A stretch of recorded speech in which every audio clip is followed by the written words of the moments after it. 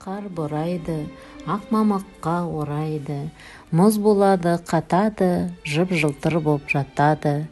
Аралайды бақшаны, үзілмейді жақсаны, гүлденеді бақшалар, жауса жаусын ақша қар, деп тәрбиеші балалардың көңілдерін өзіне аударып, балаларға сұрақ жауап арқылы қардың ғимарат жанында неге көп жиналатынын, қардың өсімдіктер мен ағашқа қандай пайдасы бар екенін түсіндіруде.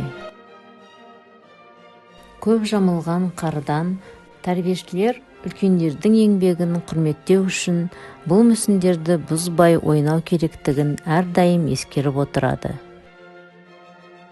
Қардан құрылыс тұрғызу, ағаштар түбін қармен жабу, бұл да еңбек. Балалар қызығушылықпен еңбек етуде.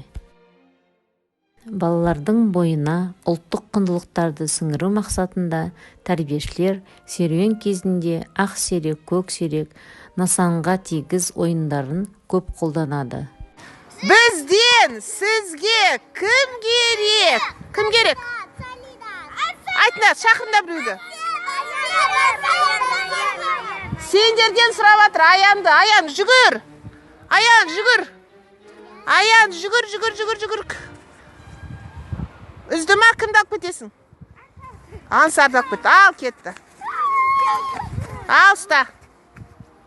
Кеттік, ал, сендер сұраңдар. Ақ серек. Бізден сізге кім керек? Мына жақтан кім керек? Тез айтыңдар. Салидат, жүгір, Салидат, жүгір.